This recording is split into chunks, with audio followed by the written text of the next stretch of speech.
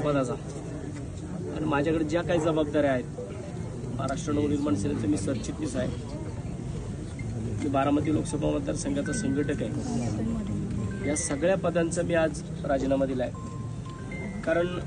गेल्या दीड वर्षापासून मी या पुणे शहरामध्ये लोकसभेची निवडणूक लढवण्यासाठी इच्छुक आहे आणि वारंवार माझ्यावरती माझ्या शहरामधीलच काही पदाधिकारी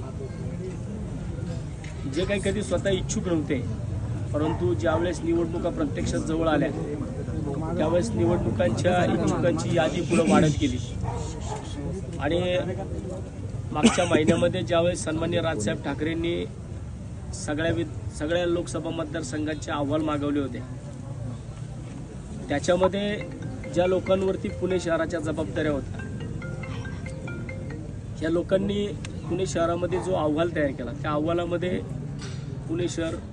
महाराष्ट्र नवनिर्माण सेनेची जी परिस्थिती आहे ती अतिशय नाजूक आहे असं जाणून बुजून या सगळ्या गोष्टी माननीय राजसाहेबांपर्यंत, माननीय अमित साहेबांपर्यंत पोहोचवल्या।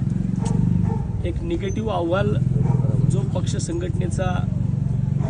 संघटना वाढीसाठी अतिशय मारक आहे तो ह्या लोकांनी पुढे पाठवला आणि तेव्हापासून पुणे शहरामध्ये महाराष्ट्र नवनिर्माण सेना लोकसभेची निवडणूक लढू शकत नाही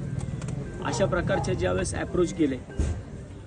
आणि याच्या सगळ्यांचा वारंवार मलाच एकट्याला मी एकनिष्ठ आहे हे सगळ्या वेळोवेळी माझ्यावरती अन्याय होतो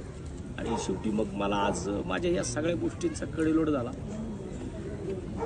जर ज्या शहरामध्ये ज्या लोकांबरोबर माझ्या राजकीय जीवनातील 15 वर्ष घालवली आणि अशाच 15 वर्षामध्ये हेच पदाधिकारी जर वसंत मोरेला तिकीट नाही मिळालं पाहिजे,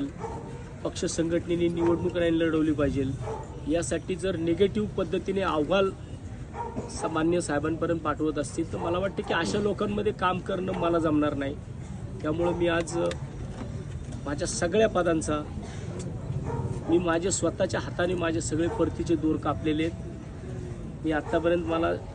संघटनेच्या अनेक लोकांचे फोन आले, मी सामान्य महाराष्ट्र सैनिकांचे फोन घेतलेत, परंतु मी कुठल्याही नेत्याचा फोन घेतलेला नाही मी आजपर्यंत।